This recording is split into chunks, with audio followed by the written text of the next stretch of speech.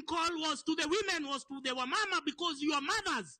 Because you are the only one who can connect to the pain of giving birth to another human being. You are the only one who knows how it feels to be connected to somebody by the umbilical cord. That is a strong bond. And you cannot continue. You cannot continue with life. Just a minute. You cannot continue with life as if it's normal, yet you are not offered your prayers. You have not, your way of offering prayers is to cry, is to wail, is to moan, is to pray. And now it doesn't matter the age group of women. We have mothers in their 20s. We have mothers in their 30s. We have mothers in your 40s. We have mothers in your 50s. You know the pain of losing a loved one. You can relate to the pain, to the anxiety, to the anguish that right now Kibet Bull's mom is feeling. You can feel the pain. You can relate to the anxiety and the anguish that Peter Muteti's mom is feeling right now in their family. Billy Mwangi and all the other abductees. You can relate. And so we've never seen Kenyan women, we've never seen you of late rising to the occasion, doing what you are purposed to do in real life. This is you. You are powerful beyond measure. A few women, it wasn't even hundreds, it wasn't even thousands, it was less than 100. They stood by and stopped Daniel Arap Moi from grabbing Uhuru Park. One solitary woman stood by and stopped Moi and JJ Kamodo from grabbing Karura Forest. One woman called Wangari Maathai. So you are powerful beyond measure. They have instituted and, orchestrated all these distractions for you just to distract you from your divine purpose. Women, it's your time to rise to the occasion because our men have been systematically emasculated. Our men have been distracted with a lot of nonsense, with pornography, with alcohol, with vera, with jabba, with all sorts of nonsense. And so even them, they are unable to exploit their full potential. Which is why you're seeing right now, the majority of the people who are being cited as sellouts, as betrayers, as infiltrators, majority of them are just so happen to be men. We are talking about the head of the snake, Okiya Omtata. We are talking about Boniface Mwangi. We are talking about Hussein Khalid. We are talking about Morara Kebaso. All of these are men who have left their divine purpose, who have stopped using their heads. They have been sold for fear. And now they think that they can extend that losing streak to the rest of the men in the country. While the other men take time to recalibrate, women, you've always been focused. You've always been, this has always been your fight. We are jointly intertwined with a call for good governance. We have seen women have been the number one victims, the number one casualties of a dwindling and declining economy. And as that is happening, the men have just been making a mockery out of it. When I listen to radio stations, they've just been making a mockery. Oh, we have the scourge of single mothers. Oh, we have the what? Oh, tunaitishwa pesa. But all of these have just been used to mask and to obfuscate the fact that the economy has been on a downturn ever since Uhuru came and Ruto now escalated it. And who are the primary victims of bad governance? It goes without saying, it's women. They don't want to address that. They want to make it like now it's content for media. Now let's talk about what? Let's talk about what? The families are being broken because of lack of money. You know, once the man doesn't have money, is unable to sustain the family, then everything goes haywire from there.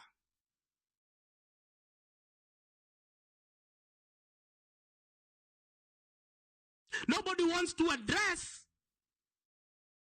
or the political establishment to take responsibility for hemorrhaging and diminishing and, finishing all the opportunities for the men, leading to broken homes, leading to the same scourge that is now fodder for media and content creators, that we have an explosion of single mothers. Nobody wants to identify the real source of these problems.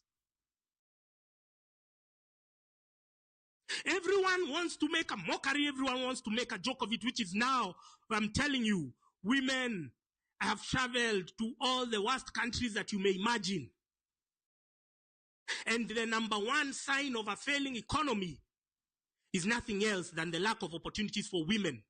And we go to places where there are no women. They enjoy the privileges and the enjoyments and the freedoms that you have in Kenya or you've been enjoying are not necessarily available in every other country. That you can buy your own car, you can live in your own apartment. There are other places where those things are not common. Those things are not even possible. There are places where you go where, if you just need to look at the index of the countries which have been banned by UAE from people getting visas on arrival or applying for visas online. You just need to look. You'll see Uganda, you'll see Rwanda, you'll see Burundi. They won't tell you officially, but the real reason is that women have been running away to that country but in pursuit of greener pastures and end up settling for jobs like prostitution and whatnot. We don't want Kenyan women to head that way. Of course, there are these people in the pinnacle of in the apex of the political establishment. They love that they have money and they can get any woman that they want. And then they send other women to come and antagonize their fellow women, pretending that they are doing any better. But we know what is happening behind the scenes. And we don't want our country to go to sleep in that direction. So this fight is not for me. It's for everyone. Shared prosperity. Empowered women is an empowered economy. They have come and depreciated and diminished any opportunity for anyone to make money. And that acts, while it is targeting X number of people, it is also targeting our women in equal measure. The women who fought for and who clamored for women empowerment, once they got to the positions that they wanted, they forgot that they had a whole gender they had carried on their backs. The ones who fought for the new constitution, which included now positions like women rep, to be able to see that the judiciary top 3 is women, they no longer champion for your needs and for your collective aspirations.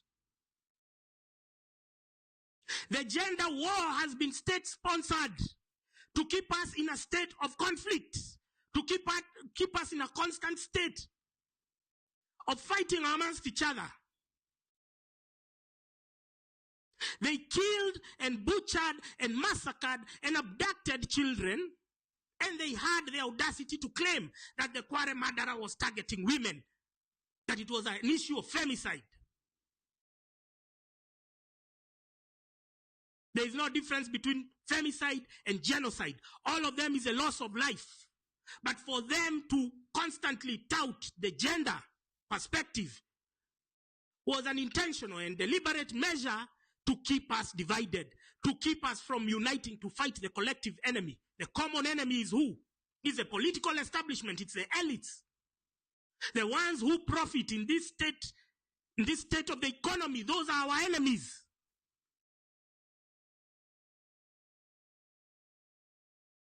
We find ourselves in such circumstances, not because we wanted, but because we have allowed it. Silence is consent. You have allowed.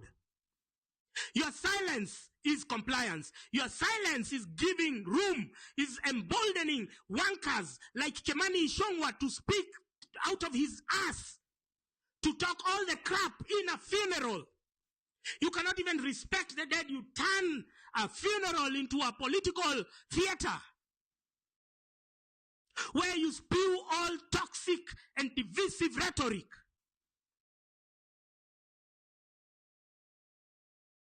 And then you've staged, there's live TV, and then there's all these propagandists who chop.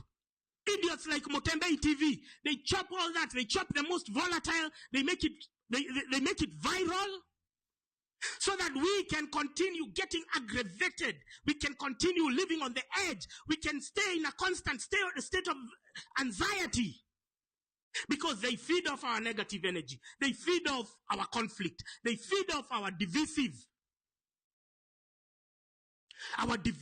They feed off them. They enjoy it. They sit back when they go back to their 5-star hotels, and they are thinking, ulionaje wale watu niliwadunga that it gives them a sugar rush. But you have enabled it. You are a co-conspirator. You have facilitated the economic ruin that we are undergoing. You have created all these political animals. The question is, are you ready? The question is, will you turn up? The question is, will you continue buying fear?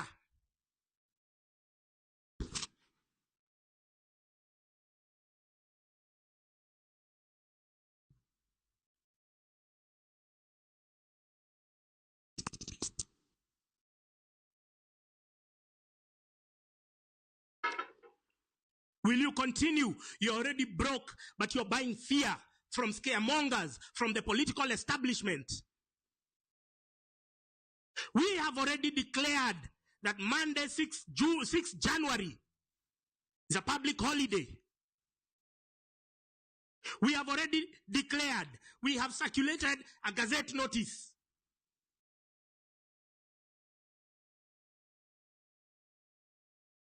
So if you think you're smart enough that you're going to take your children to school, be my guest. You're so desperate to take your children to school to learn in a flawed curriculum, where even money for capitation has not been wired, has not been availed, where even teachers, we don't know whether they are going to have salaries, but you're so keen on sending your children to school because you think they are a burden. If you want to take them to school, be my guest. If you want to open your business, you have seen in today's nation, they are saying Maina Jenga is a dog of war. Maina Jenga has been running matatu cartels, has been running the goons, has been cited, mentioned adversely in the ICC reports because of his perpetrating of genocide. He has been brought specifically to loot, to vandalize your businesses. Now, if with that glaring evidence, you can see the evidence on your table. You can see the newspaper. They are saying that Maina Jenga has been co-opted into the government. If you have seen all of that, my friends, and you say and you elect, I am going to open my shop, I am going to open my hardware, I am going to open my supermarket. If you have seen all of that and you elect to do it, please, I have kept on repeating, do not come to blackmail us. Do not come to blame protesters. Open tomorrow so that people can stock up whatever they want. Because from Monday, we are reclaiming our country.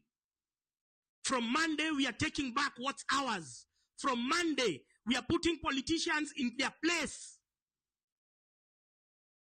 And it's an indefinite period. We don't know for how long.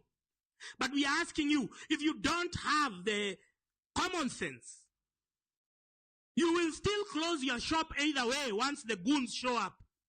So you might as well close it from the beginning. But you won't hold us hostage. That when we ask for you to close your stores, you won't close. You're coming to blackmail us. But just 3 years ago, 4 years ago, there was a COVID lockdown. A president stands there and says, you're going to close your business. You're going to do what? You're going to stay in the house. And that time you complied. That time you survived. But somehow you think you won't survive this time round. Give us a break with your double standards, you business people. You're disgusting. If we see you pushing those narratives, You're going to tell us how you survived when we had a COVID lockdown, when all shops were closed, when everything was, movement was halted. You're going to tell us if you died. But we will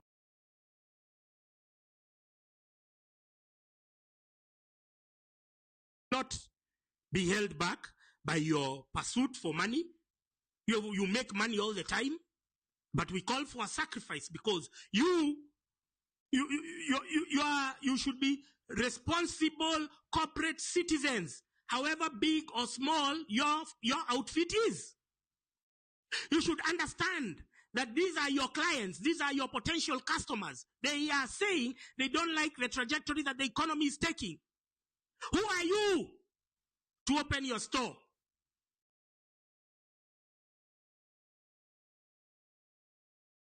With your collaboration, we can end this faster. With your participation, we could end this in 1 day, in 2 days, in 3 days.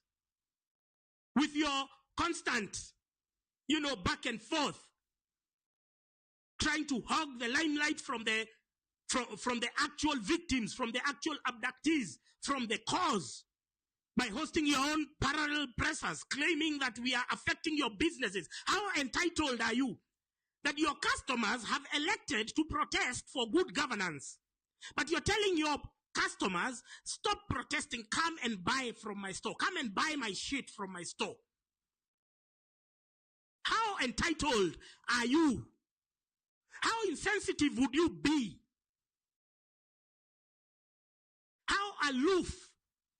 How out of touch? How disconnected are you with the plight of your very customers when you open your mouth to say that kind of damn shit? We are your clients. We give you business. We are boarding your matatus. You make money from us. We have said that the state of the economy is worrying. Our current state of our human rights index is depreciating, is deteriorating by the day. We are seeing suspicious deaths. We have seen Roslyn Odede, the chairperson of Kenya National Human Rights Commission. She has died. We are being emotionally blackmailed. We are being guilt-tripped here. Ahmed Nasir has just done a silly tweet just targeting me, saying that, you're being insensitive. Let me tell you, when the Chief of General Staff, Frrancis Ogola, when he had an accident, we started saying that this is foul play. This is foul play. Why? Because if you had checked the utterances, you don't need to go far, you just needed to Google. You check the utterances of Aden Duale when they won the elections in 2022. He had said, we are going to come for Frrancis Ogola. We are going to go for him. They said it.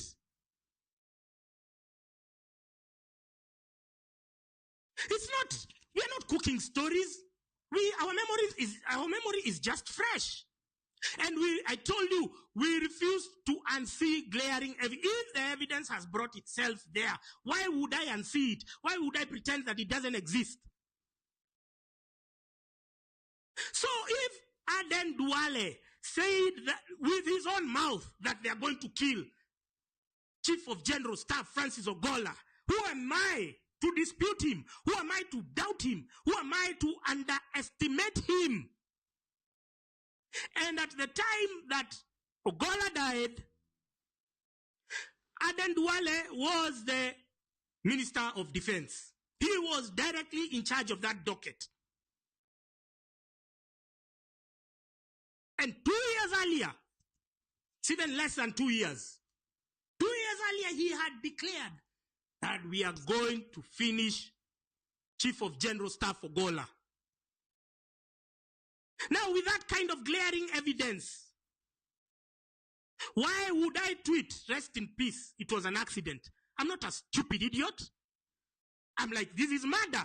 This is premeditated. We have the evidence. We have the utterances. Why would I say, oh, sorry, may he rest in peace? let God's will be done. Let God's will be done. No! That was an assassination. And the evidence was on the table.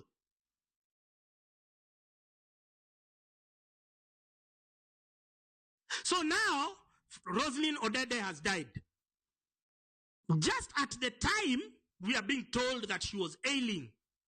Nobody has mentioned that she has ever taken a work leave. Nobody has mentioned that she was let to go, she was allowed to work from home, or she had been suspended temporarily, or she's not been there. No, we didn't get those details.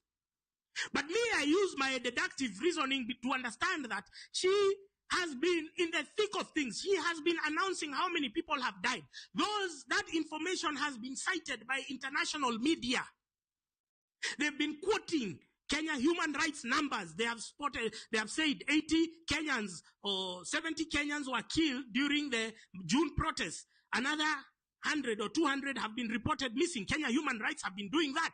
Those informations, once they get there, they are hurting the government's image. Because don't forget, these are fraudulent government that wants to hoodwink the donors and buy as much time as possible so as to continue with the winning streak. The winning streak is what? Stealing 2 billion shillings daily. Doing phantom deals like their Danny contract. And so when Rosalind Odede dies, at a time when we've been talking about agencies which should be filing reports to the International Criminal Court about the war crimes perpetrated by William Ruto and his fucked up government, me, I look like that. I'm like, me, I don't believe in coincidences. Sorry, pardon me. Pardon me. I don't believe in mainstream narratives, and I don't buy coincidences. Rosalind Odede has died just as the Kenya Human Rights Commission was in the middle of continuing their audit of the missing persons, of the dead persons. And she dies. And you seem to think that's a coincidence? If you think that's a coincidence, then you also believe that General Frrancis Ogola's plane helicopter crash was an accident. Somehow the helicopter that he normally uses was dysfunctional, or it was being used elsewhere. Somehow. By sheer coincidence. Because we are all about coincidences, right? And so he's forced to use a Huey, a rundown Huey helicopter. And in the mission that he was going, he was sent there by the appointing authority. He was told, go look for, I don't know, they were going to schools, they were inspecting schools that KDF had done. So you are literally being set up.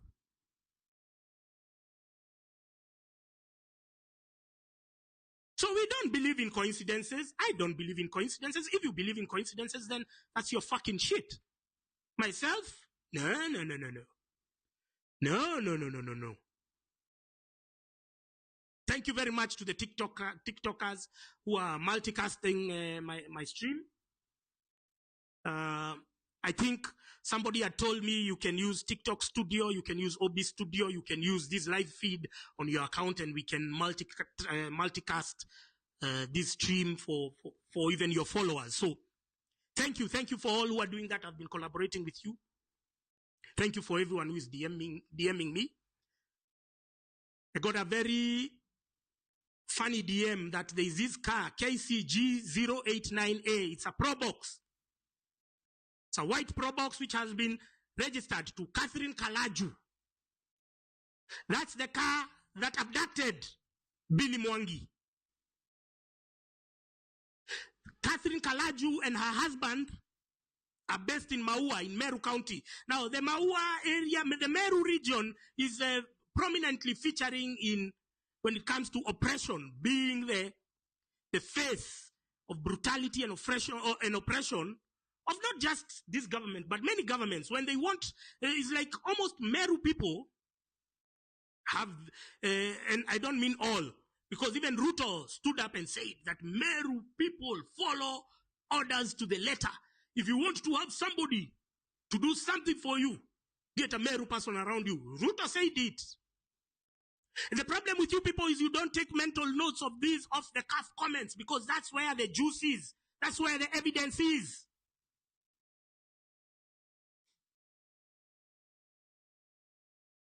If you listen to off-the-cuff comments where Ruto was talking after June 25th, he was just saying, we are going to come for each and every one of you.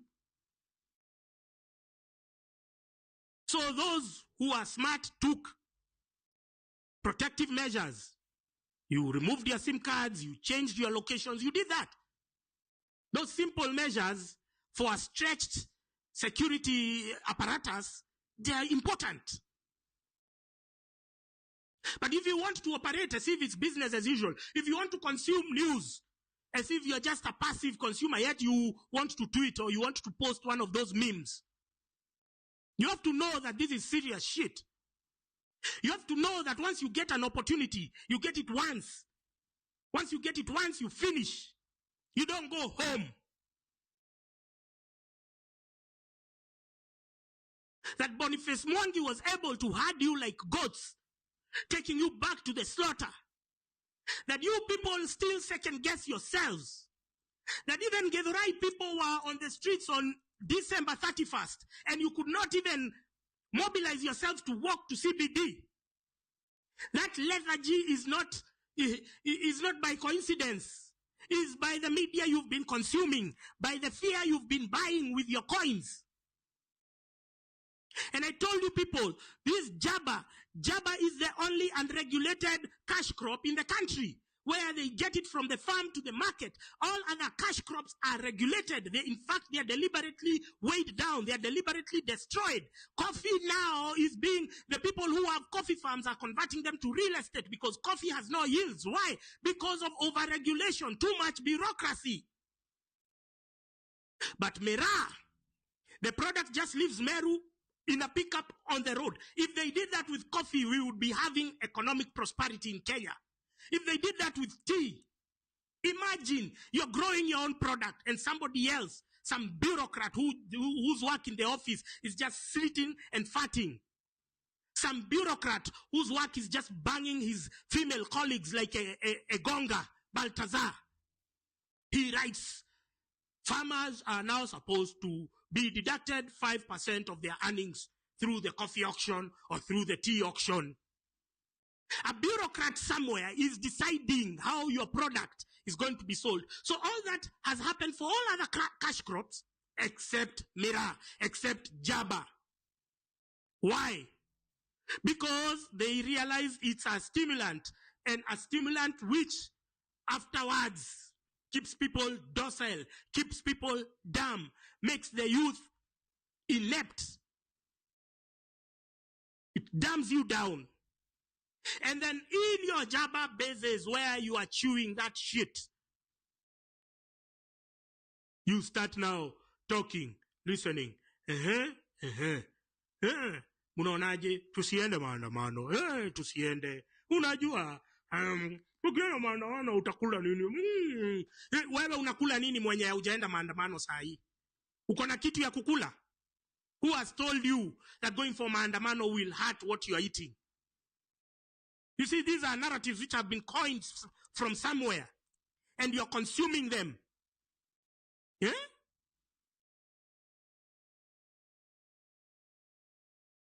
You're consuming them like an idiot. I am telling you, this whole Jaba operation started in the mid to the late 2000s. Previously, Mera and Jaba people they were outcasts. We could not entertain them. We could not have them in our conversations. They were outcasts. Now, even major hotels, I don't know how that policy changed. There's a club called K1. K1 was a premium house. Suddenly, we start seeing, suddenly people can go and eat Jaba over there. Oh, there's reggae night. People can eat Jaba. But it was one of those class harmful drugs that we could not tolerate. They were acceptable, yes, in the public, but people who used to eat Jaba and Mera were outcasts. How they became mainstream, I don't know. But during the same period, we have seen a lot of enforcement and crackdown on alcohol. Because of what? Because in the bars is where people have a lot of political conversation, unhinged. In the bars is where people mobilize. In the bars is where people get enlightenment. So there was a systematic crackdown on alcohol, on bars. But then the Jabba bases, all of them, as all other facets and components of the economy were collapsing, Jabba bases were expanding in the estates, in the neighborhoods.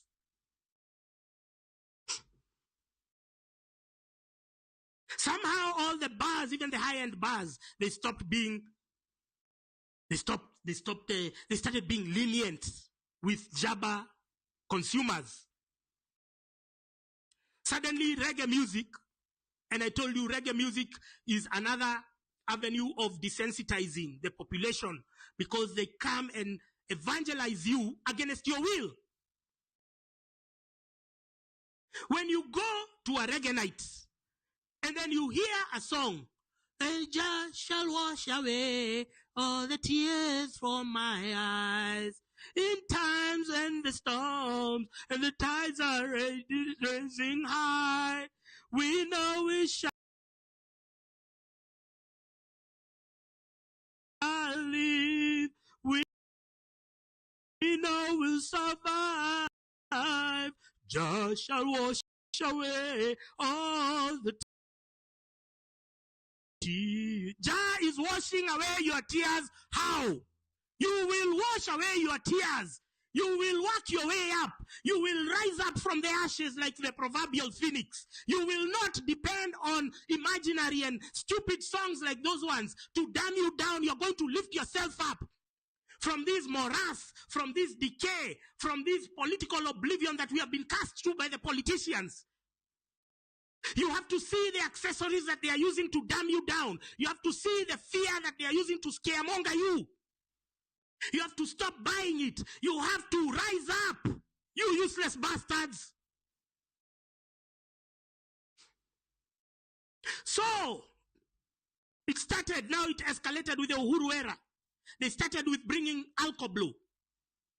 And they started with a narrative. They got this idiot called Emmanuel Juma. They got this Evelyn Wamboi who used to be in Citizen. They go stand there where there is an alcohol roadblock. They stand there, they are filming. And then they get the guy, they are shooting their videos over there. They get the guy and then all of you see that and you're scared. You don't want to go and drink again. What narrative did they use? Oh, alcohol is causing accidents. Drunk driving is causing accidents. Remember, we have seen the numbers. We are not people, we are not passive consumers of news. We don't watch Gathering Media. We don't read Gathering Media bullshit because we know Gathering Media has been bought. Gathering Media is an extension, is an accessory of the state. And we did the numbers and I want to challenge you to Google it at your own free time.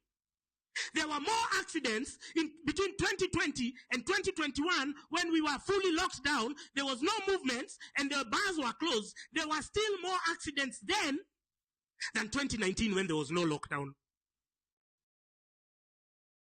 In fact, the rate of increase of accidents between 2020 and 2021 is higher than 2022 to 2023 and 2023 to 2024.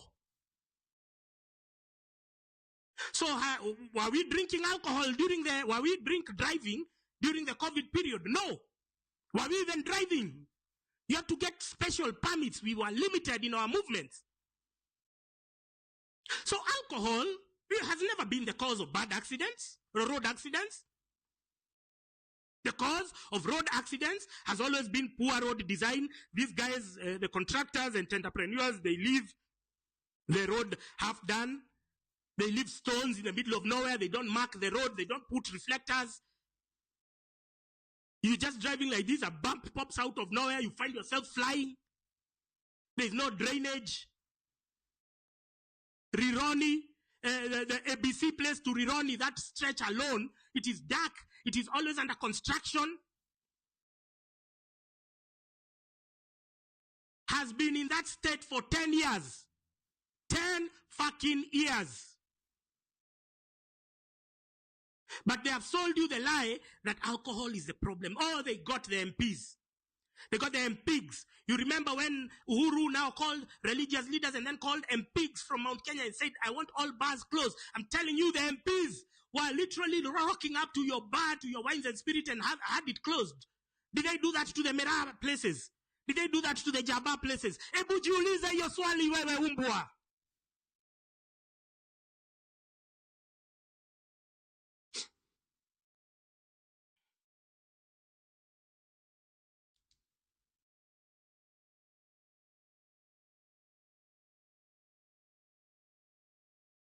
Jiulize swali hilo.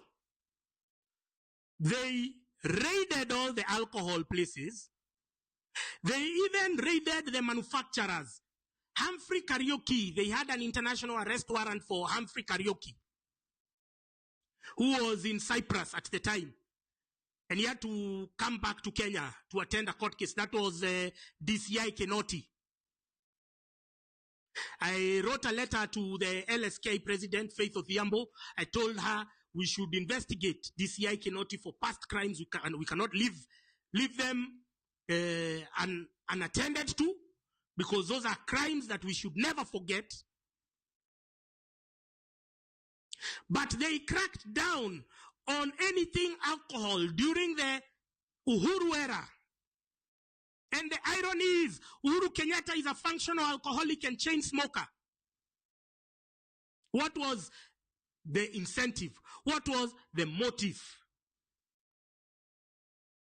The issue here is that you go and get your political liberation in the bar. You go to get dumbed down in the Jaba and Mira places. Every Jaba, I told you, every Jaba spot is an NIS listening outpost. There's somebody there selling you fear.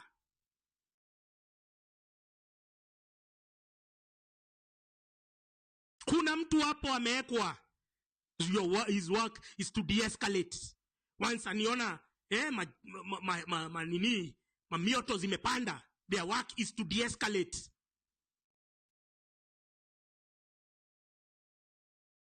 So you seem to think that it's a coincidence that these things happen.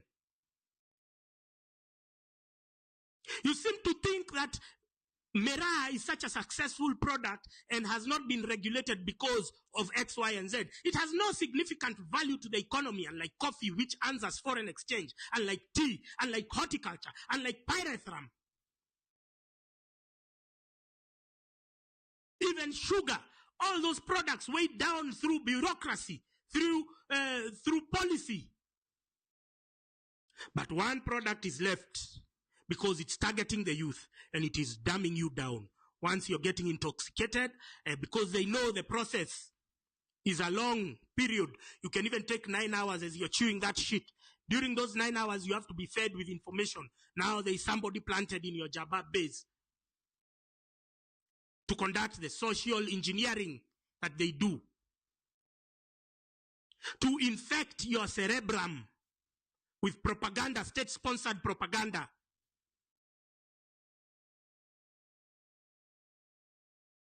So you think you're having intellectually stimulating conversation. No. Your cerebrum is being infected.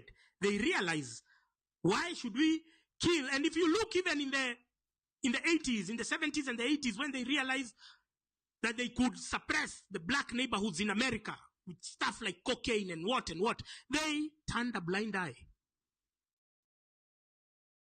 Let's push this shit there. Because if these guys, if we don't suppress them, if they decide to wake up, they can realize their strength, they can maximize their potential, and they can marshal their political clout either through the streets or through the ballot.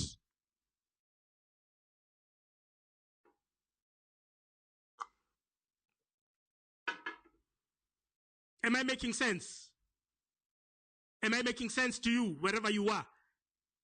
It's a Saturday evening. Are we making any progress? Are you understanding how our oppression has been birthed, has been nurtured? It has not been an overnight process. Started during the late years of Kibaki, and from Uhuru era, it was escalated.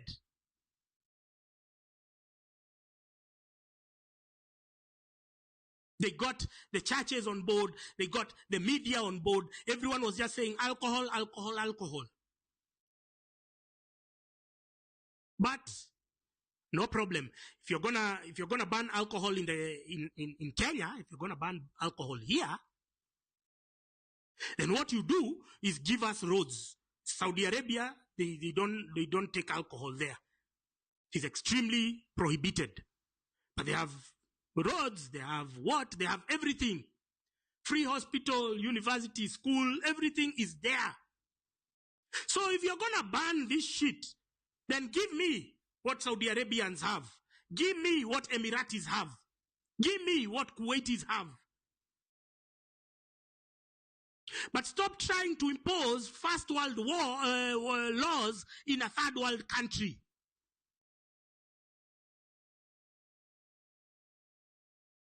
So before you get onboarded in a government narrative, always ask yourself questions. Because these things I told you, they are planned on a desktop by David D. and Itumbi. They sit down and then they know who to send to speak what they want. And at some point, there's no even financial benefit. They're just doing it for the thrill of it. It's almost like Boniface Mwangi and these sellouts. And the Julius Kamaus and the Hussein Halis and the Hanifas. The money may be comfortable for them now, but it's not commensurate to the damage that they are inflicting. It is not. So Boniface Mwangi is only being a traitor because of the thrill of it. Because he knows he's incompetent, and in a level playing field where he's put amongst other competent people, he cannot thrive in a merit-oriented environment.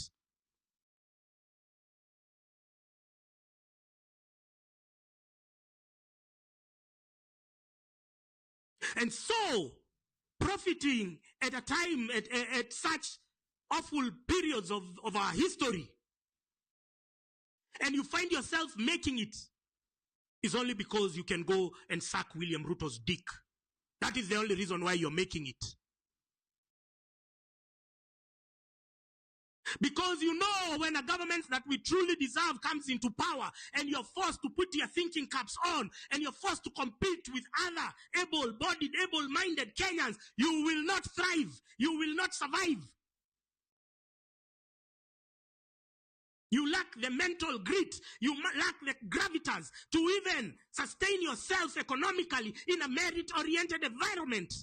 That's why you're so scared of good governance. That's why you're scared of bringing this system down, because you know there is no place for you in a merit-oriented environment. You cannot compete.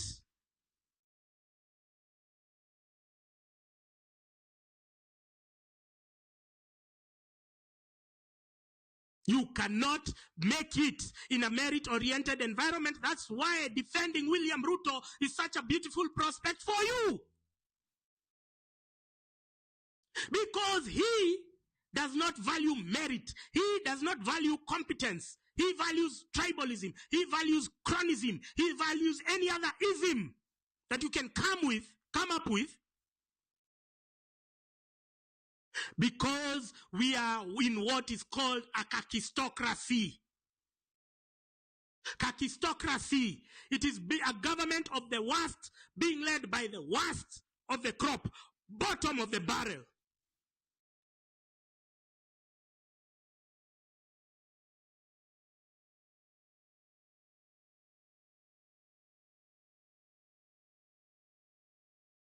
Boniface Mwangi is an idiot. You hear him talking. There's no intellect in his speech, in his discourse, in his anything. He has never said anything poignant, anything worth remembering, anything inspiring. I have never even quoted any of his speech anywhere because I don't even remember anything he says. But the prospect of a William Ruto presidency is happy, is entertaining to him, because that's the only place he can thrive. In a merit-oriented environment, Boniface Mwangi will be condemned to the dungeons and the annals of history. We will forget that such a character existed, because activism will not exist. Activism exists in places where bad governance has been orchestrated, has been engineered. And I told you we have something called planned poverty. And so they create a semblance of democracy by propping up these characters, these clowns who are masquerading as activists, who we are even telling them that we don't want you to come on Monday. They are still insisting we are going to come. Why do you want to come if not to ruin the protest, if not to divert attention from our protest, from the cause, from Tibet Bull, from the abductees? Why the fuck do you want to come?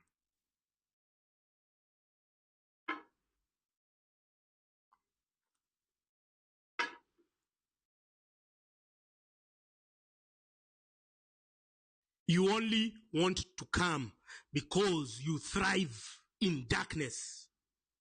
You only want to come because activism is not a career. Activism has no form. You know, activism is only thrives when there is bad governance. Once good governance comes, then there will be no use for you idiots. There will be no use for Okiya Mtata. Okiya Mtata has made a career for going to court to challenge government high-handedness, government excesses, government largesse. If good governance exists, if we have a government for the people, by the people, do we need Okiya Mtata to go to court? If we have a people who follow the law, who follow the constitution, who embark on public participation, who create the democratic space and economic environment for everyone to thrive, if we have shared prosperity, do we need Okiya Mtata? So why are you foisting him? Why are you foisting a character who has made a career from purporting to solve man-made problems? Why? It's not like Okiya Mtata is an inventor. It's not like he's an innovator. It's not like all these fucking activists are innovators or inventors. But they exploit a loophole. The loophole is left. They are allowed to file those constitutional petitions challenging the government, emerging as heroes. Why don't you see it? Why don't you see it as a broader script?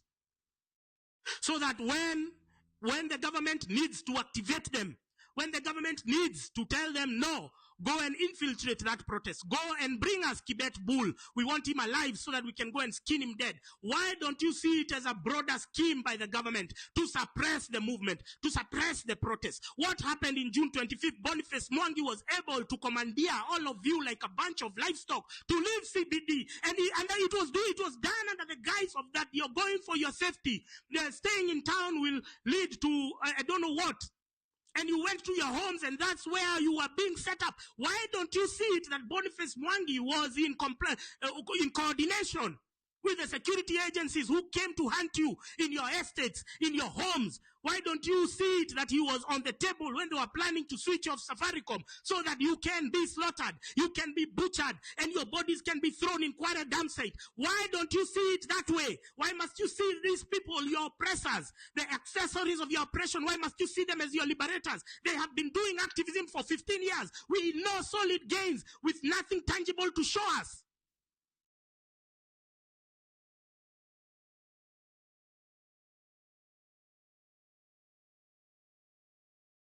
With good governance, we don't need activists.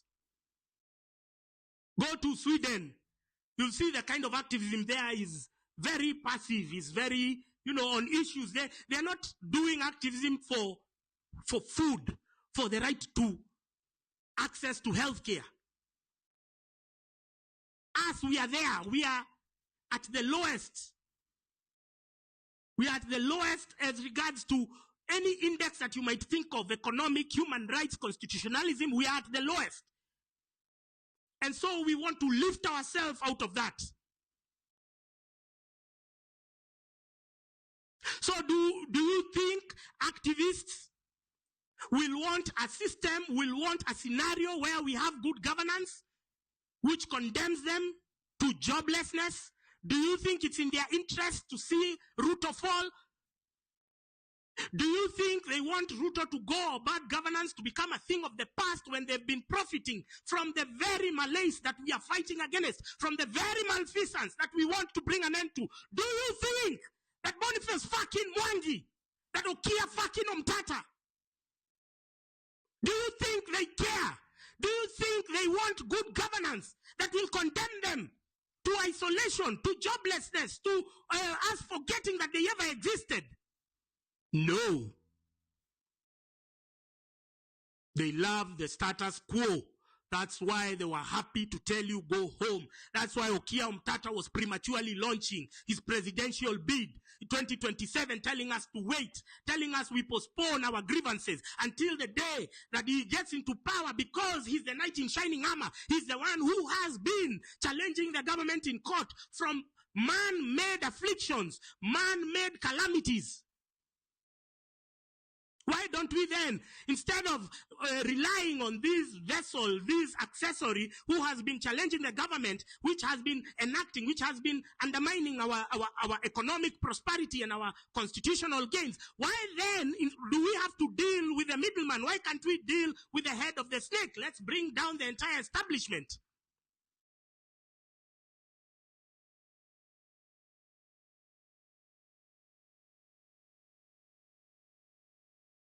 It's been one hell of a journey. It's been one hell of a journey for us to get here. I wouldn't do this. I wouldn't sacrifice my life, my freedoms, if I didn't see any progress. Every day I see people trying to liberate themselves. I do understand, I do painfully acknowledge that the social experiments and the psyops that are deployed are on the next level. But I do appreciate the few of you who struggle to outlearn, to outgrow, to unlearn all this bullshit. I really appreciate. And so when we say that January 6th, no shop will be open, no business will be open, nobody will go to work, nobody will go to school, we are doing it in your interest. We have no interest to undermine your work. We have no interest to undermine your business. We have no interest to undermine your pursuit for education. But we have come to a point where all of that doesn't matter. Now is a struggle, is a fight for our life. We have come to a position where now we have to stop all of that, and then we have to look. We have to understand. How did we get here? The blind faith that you extended to war criminals is the same blind faith that you are extending to activists. Activists whom you've not vetted. Activists who are even cited in the missing persons, in the missing people that we are now looking for.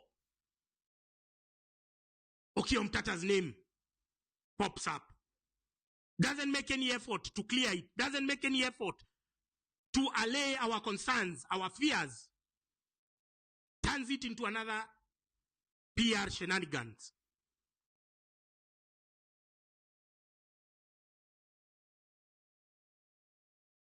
So with the possibility, sorry, first of all.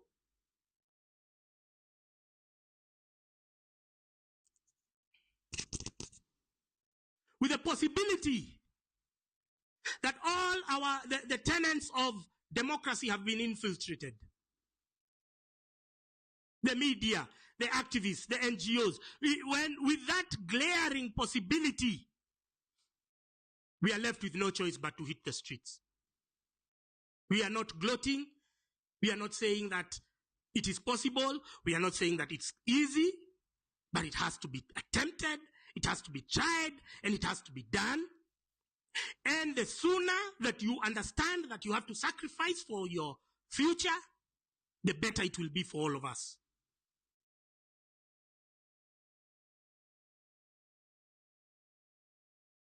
I wrote a letter to the religious leaders countrywide, telling you your Sunday Mass, your Saturday Mass, you're going to convert it. You're going to speak about the victims. You're going to speak about the abductees. You're going to pray for them. That's not just enough. You're going to also appear on the streets. Religious leaders, we need you fully dressed up with the protesters in the streets. You have to join us. This is not the time to be on the fence. This is not the time to second guess yourself. This is a time to stand with the people. You can see where we are headed as a country. You can see the deaths. You can see the shock, the horror. You can see moms living in pain because of not knowing the whereabouts of their children. And even we are so desperate, we're saying,